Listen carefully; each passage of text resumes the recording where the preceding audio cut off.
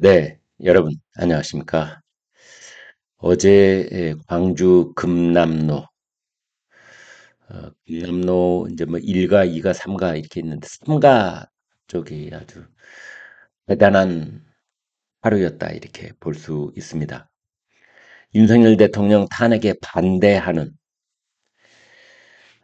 집회가 열렸는데 그 인원이 경찰의 비공식 추산으로 3만, 지금까지 관례로 봤을 때 저는 경찰의 비공식 추산 곱하기 5에서 10 정도 하면 실제 인원일 것이다. 이렇게 봅니다. 그래서 적어도 15만에서 30만, 뭐 이렇게 이제 주최 측에서도 얘기가 나오고 있는 그런 상황인데요.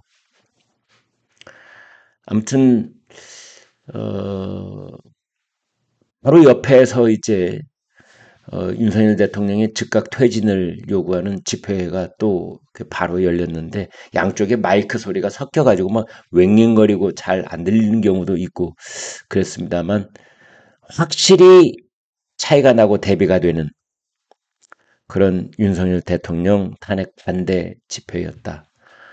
사진상으로 봤을 때는 거의 끝이 안 보일 지경이더군요.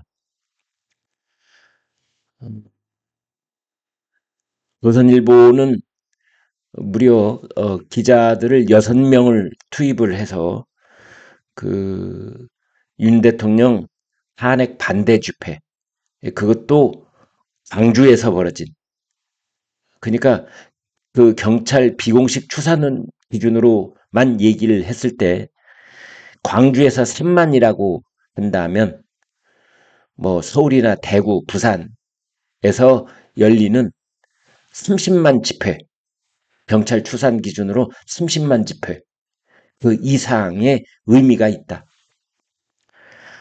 그렇게 볼 수 있겠습니다. 그 조선일보 기자들이 현장에서 만난 그 사람들을 15명을 인터뷰를 했더라고요.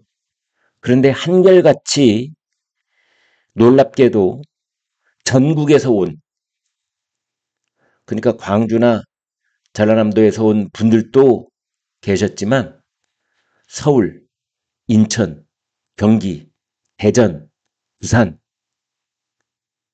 여기 전국에서 모인 분들의 목소리가 생생하게 담겨 있다.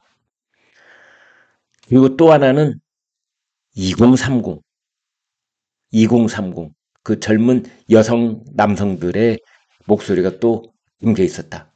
탄핵 반대 집회에. 이수진, 51살, 서울. 임은지, 28살, 서울. 박민배, 28살, 서울. 김병호, 40살, 인천. 정다운, 20살, 부산. 김명현, 26살, 광주. 김동열, 60세, 전남 고흥. 문모씨, 20세, 광주. 윤성호, 18살, 전남 순천. 김호진, 17살, 대전. 김담영, 20살, 경기 용인. 김재원, 20살, 부산. 정현정, 20살, 부산. 허모씨, 22살, 서울. 이은수씨, 21살, 부산. 이들이 한결같이 하는 얘기는 잘 몰랐었는데 더불어민주당의 29차례에 걸친 줄 탄핵, 그리고 대통령에 대한 공격이 도를 넘었다는 것을 뚜렷이 알게 됐다. 그런 얘기를 했습니다. 서울 광화문에도 또 윤 대통령 탄핵 반대 집회가 열렸죠. 여기도 경찰 추산으로 4만 2천. 아마 현장에 계신 분들은 수십만 군중이 운집했다 이렇게 느끼셨을 겁니다. 헌법재판소 인근에서도 집회가 있었고 서울대 캠퍼스에서도 집회가 있었습니다. 그런가 하면 어제 이재명 대표는 페이스북에 이런 말을 올렸네요. 윤석열 파시즘이다. 그러면서 눈밖에 난 모든 이들을 독살, 폭사, 확인 사살로 집단 학살하려 했던 윤석열 파시즘이라는 말을 썼는데요. 그 이재명 대표는 어떨 때 보면은 전략이 거의 없구나. 마지막 단발마에 비명을 지르는 것 같구나라는 생각이 들 때가 있는데요. 이런 말을 한다고 해서 그러니까 윤석열 파시즘이 집단 학살을 하려고 했다. 독살을 하려고 했다. 폭사하려고 했다. 확인 사살하려고 했다. 이런 말을 하면 그 이재명이 오매불망 원하고 있는 중도층으로의 확장이 될까요? 오히려 크게 후퇴하지 않을까 저는 그렇게 봅니다.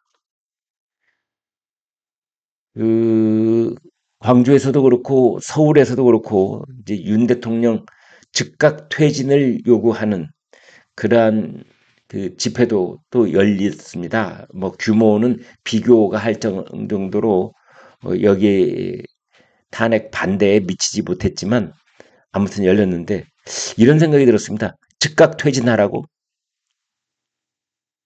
만약에 윤 대통령이 즉각 퇴진을 하면은 유권에 유리할까?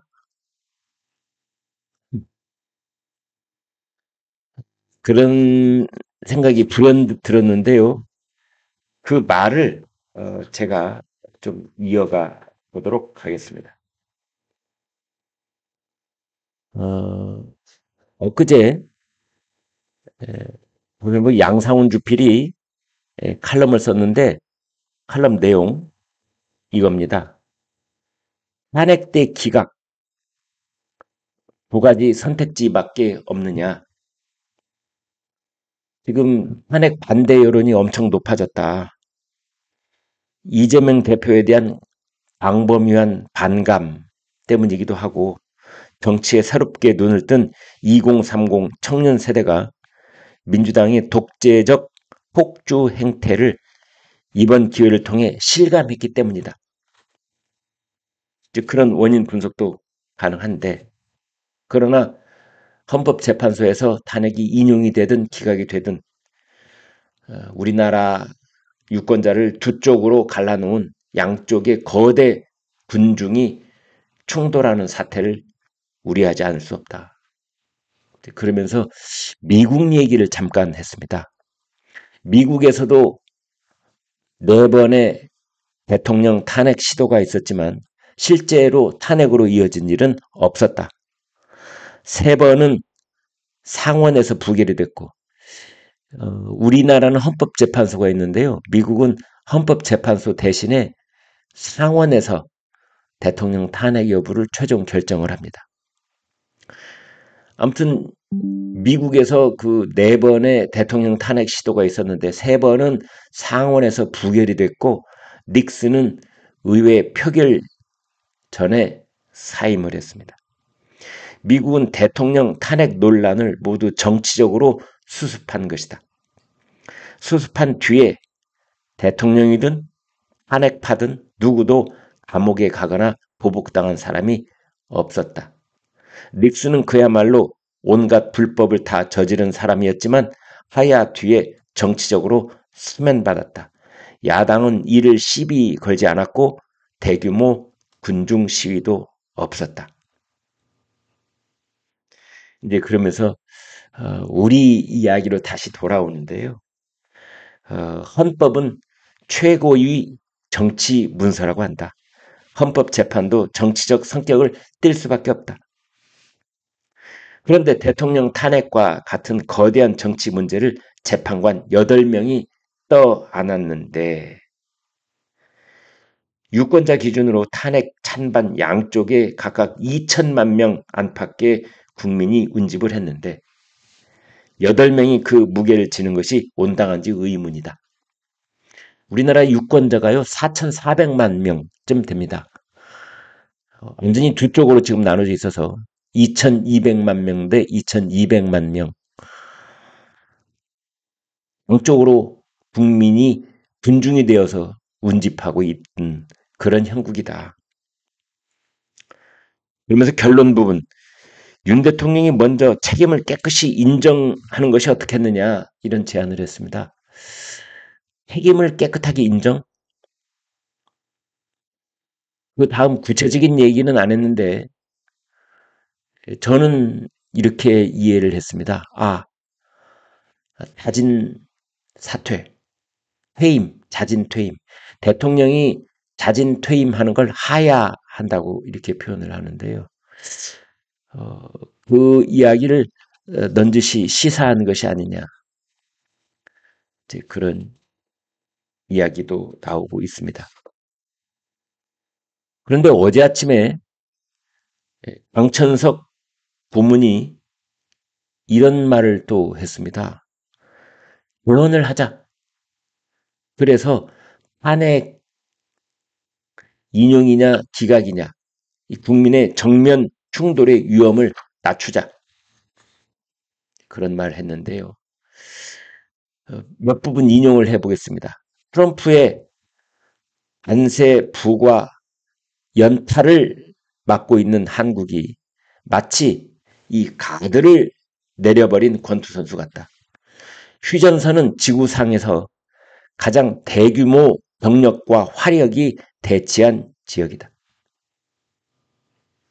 비상계엄, 계엄 해제, 탄핵소추, 탄핵 재판으로 이어지는 비상사태 속에서 단 한 명 정치인도 휴전선을 걱정하지 않았다. 부끄러운 일이지만 나라 전체 국민 상하가 미군이 한국에 주둔하고 있는 한 휴전선은 뚫리지 않는다는 생각에 오염돼 있다.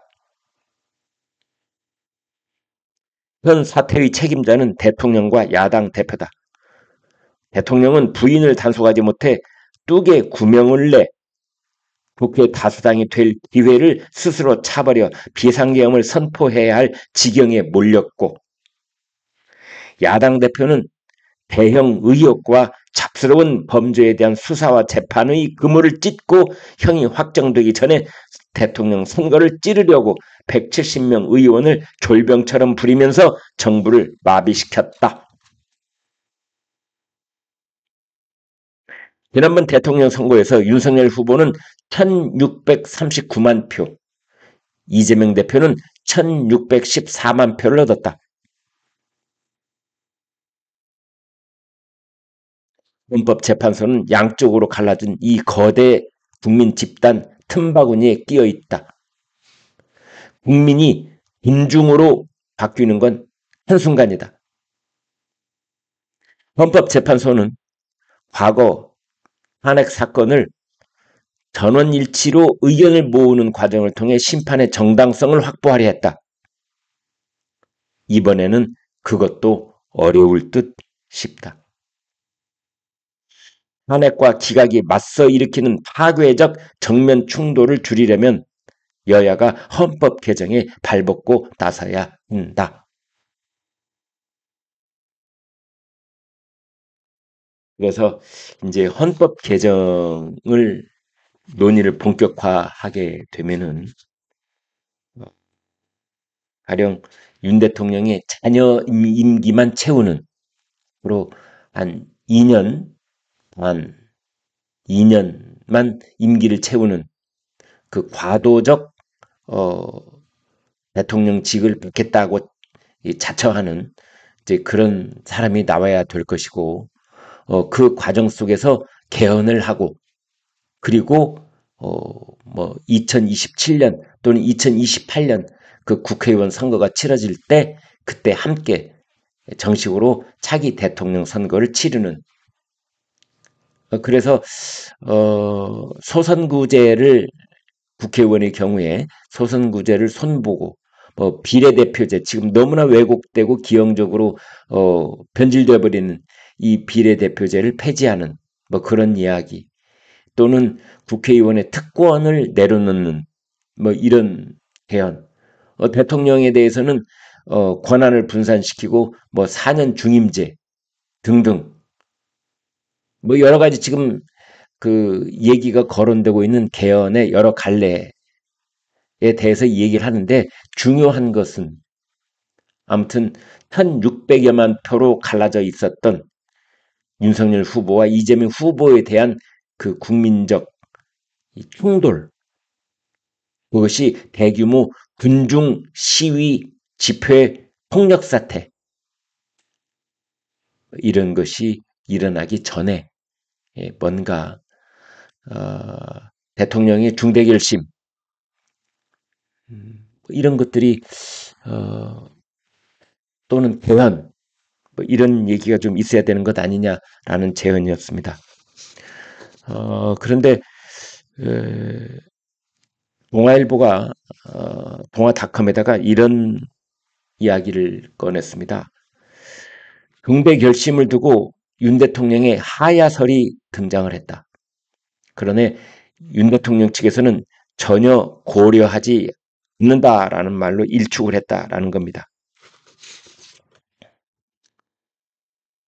윤 대통령의 변호인단 관계자는 중대 결심이라고 하는 것은 변호인단 총사퇴를 포함한 여러 가지 방안을 얘기하는 것이지 대통령 하야라는 것은 전혀 고려치 않고 있다라는 건데 여러분 놀랍게도요.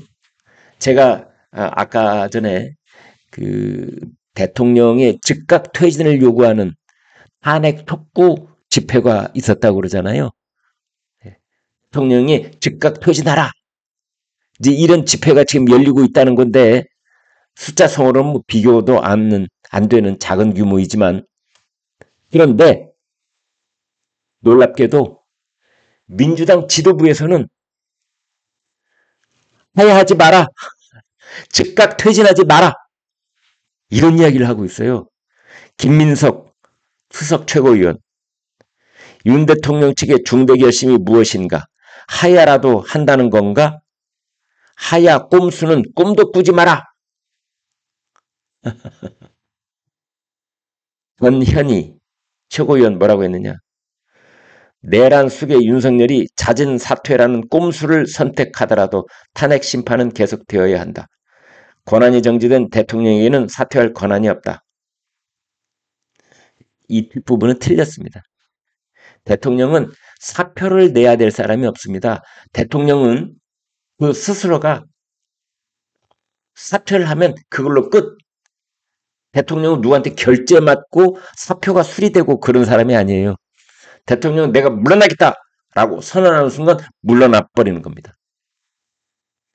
근데 이제 대통령이 임명권이 있고 누군가의 임명을 받는 사람은 탄핵소추 과정에서 사퇴할 수 없게 돼 있죠.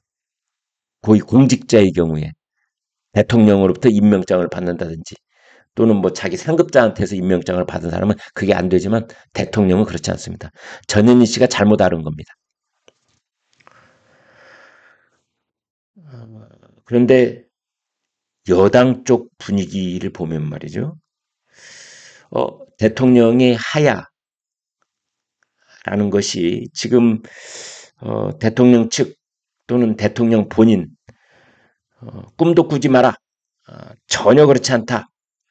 이게 다 음모론이다. 이렇게 일축을 하고 있지만 그러나 정권 재창출이라고 하는 그러니까 보수 진영이 다시 또 대통령을 믿는 정권 연장, 정권 재창출 의 필요성과 당위성과 그 가능성을 높이는 그런 전략적 차원에서 본다면 대통령이 하야하는 것도 한 종편이 될 수 있다.